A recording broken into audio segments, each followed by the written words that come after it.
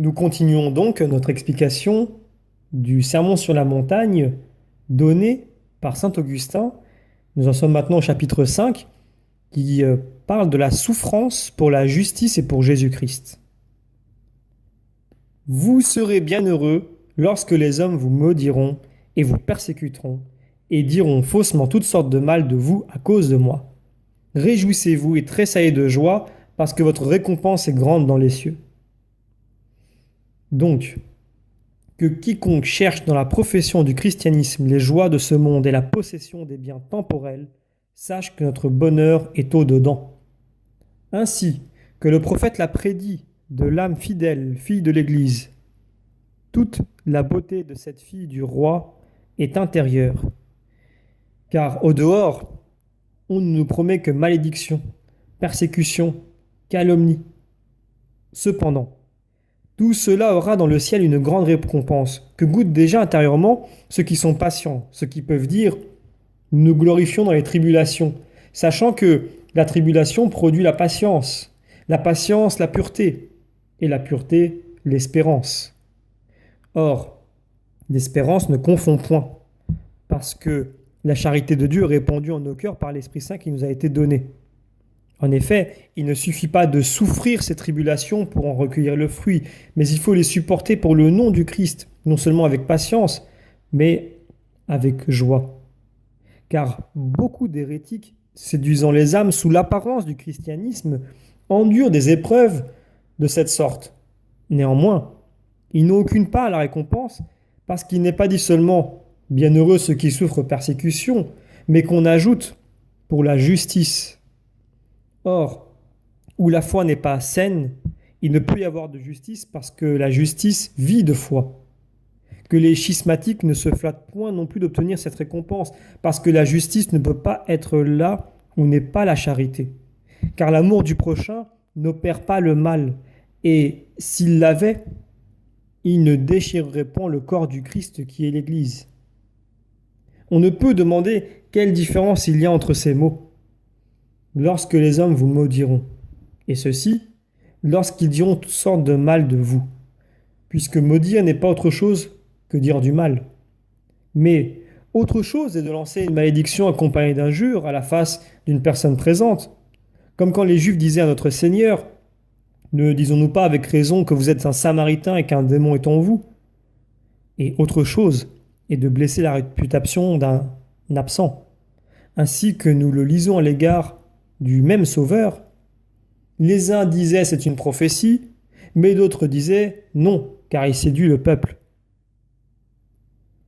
Donc nous retrouvons ces passages dans l'Évangile selon saint Jean notamment, au chapitre 8 et le second au chapitre 7.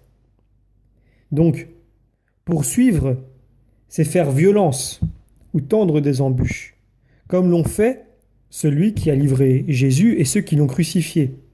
Et comme on n'a pas dit simplement « et diront toutes sortes de mal de vous », mais qu'on a ajouté faussement, on a aussi ajouté « à cause de moi », en vue, je pense, de ceux qui cherchent à se glorifier des persécutions et de l'opprobre jeté sur leur nom et prétendent appartenir au Christ parce qu'on dit beaucoup de mal d'eux, tandis qu'on n'exprime que la vérité quand on parle de leur erreur et que si peut-être on y mêle quelques faussetés, ce qui arrive ordinairement par suite de la légèreté humaine, tout au moins, il ne souffre pas cela à cause du Christ, car celui-là n'est pas disciple du Christ, qui ne porte pas le nom de chrétien, selon la vraie foi et la doctrine catholique.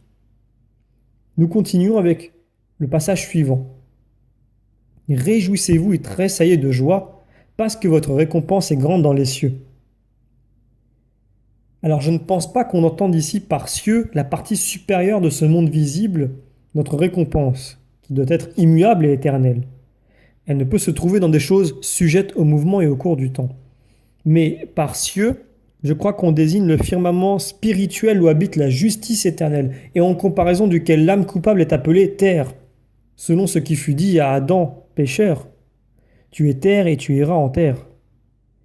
C'est des cieux que l'apôtre a dit, parce que notre vie est dans les cieux.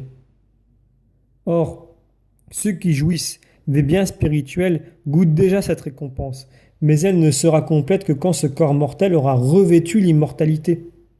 Car c'est ainsi qu'ils ont persécuté les prophètes qui ont été avant vous, pouvons-nous lire.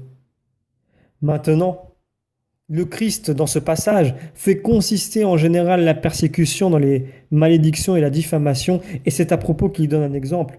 Car pour l'ordinaire, ceux qui disent la vérité souffrent persécution, et cependant, cette persécution n'a point empêché les anciens prophètes d'annoncer la vérité. Et donc nous continuons avec le chapitre suivant, le chapitre 6, le sel de la terre et la lumière du monde, et qui va aussi parler du boisseau et du chandelier, donc le chapitre 6, selon le chapitrage de saint Augustin, et il continue en disant, c'est donc avec beaucoup de raison que le Sauveur dit ensuite, vous êtes le sel de la terre, montrant par là qu'il faut regarder comme insensé ceux qui recherchent l'abondance des biens temporels ou craignant d'en être privés, perdent les biens éternels que les hommes ne peuvent ni donner ni ôter. Si donc le sel perd sa vertu, avec quoi salera-t-on ? C'est-à-dire, si vous, par qui les peuples doivent en quelque sorte être assaisonnés, vous perdez le royaume des cieux par crainte des persécutions temporelles, où trouvera-t-on des hommes pour vous délivrer de l'erreur, quand Dieu vous a choisi pour en guérir les autres ? Le sel affadi n'est donc plus bon qu'à être jeté dehors et foulé aux pieds par les hommes. Or, ce n'est point celui qui souffre persécution qu'on foule aux pieds, mais celui à qui la crainte de la persécution ôte sa vertu. En effet, on ne peut fouler aux pieds que ce qui est à terre, mais celui-là n'est point à terre qui, bien qu'il souffre beaucoup ici-bas dans son corps, est cependant fixé au ciel par le cœur. Vous êtes la lumière du monde, pouvons-nous lire. Comme il a dit plus haut, vous êtes le sel de la terre. Il dit maintenant, vous êtes la lumière du monde.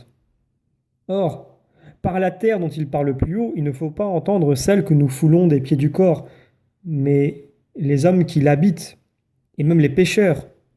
Car c'est pour les assaisonner et détruire leur mauvaise humeur que le Seigneur leur a envoyé le sel apostolique.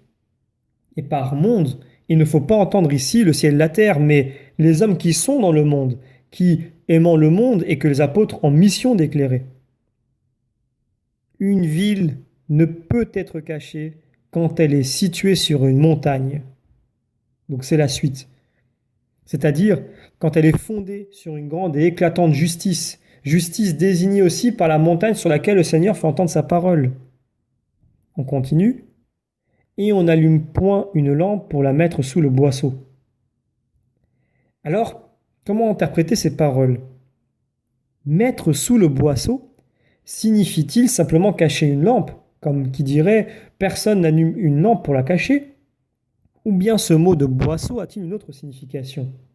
Mettre une lampe sous le boisseau signifie-t-il préférer les avantages du corps à la prédication de la vérité, en sorte qu'on cesse de l'enseigner de peur de subir quelques désagréments dans les choses corporelles et passagères ? En tout cas, ce mot de boisseau est bien choisi, soit à cause de la mesure dans laquelle chacun recevra la récompense de ce qu'il aura fait, selon ce témoignage de l'apôtre, afin que là, chacun reçoive ce qui est dû à son corps, et suivant cet autre texte où l'idée de mesure personnelle se retrouve encore, selon la mesure avec laquelle vous aurez mesuré, mesure vous sera faite, soit parce que les biens passagers qui concernent le corps commencent et finissent dans un nombre de jours déterminé, indiqué peut-être par le boisseau, tandis que les biens éternels et spirituels ne sont point resserrés dans de telles limites. Car ce n'est pas avec mesure que Dieu donne son esprit. C'est effectivement ce que nous lisons. Donc, quiconque obscurcit et voile la lumière de la bonne doctrine sous les avantages temporels met la lampe sous le boisseau. Le texte continue, mais sur le chandelier. Donc ce qui a lieu quand on assujettit son corps au service de Dieu, en sorte que la prédication de la vérité est le dessus et l'esclavage du corps le dessous, et que cependant ce même esclavage du corps fasse briller la doctrine, laquelle s'insinue dans l'esprit des auditeurs aux bonnes œuvres. L'apôtre met donc la lampe sur le chandelier quand il dit « Je ne combats pas comme frappant l'air, mais je châtie mon corps et le réduis en servitude, de peur qu'après avoir prêché aux autres, je ne sois moi-même réprouvé. » Donc, dans ce qui suit, afin qu'elle éclaire tous ceux qui sont dans la maison, il faut, je pense, entendre par maison le lieu que les hommes habitent, c'est-à-dire ce monde dans le sens où il est dit plus haut, vous êtes la lumière du monde. À moins qu'on ne veuille y voir la figure de l'Église, ce qui n'est point déraisonnable.